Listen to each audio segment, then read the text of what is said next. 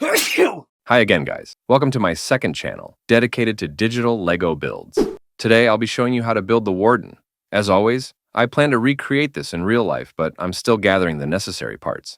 Once completed, I'll be sharing the physical build on my main channel, Cost Brick. Oh hey, before we continue, don't forget to subscribe and give this video a like and thank you if you have. Let me know in the comment if you have any suggestion or ideas on what I should build next. Back to the build. If you happen to have all the required parts already, you can build this even before I do.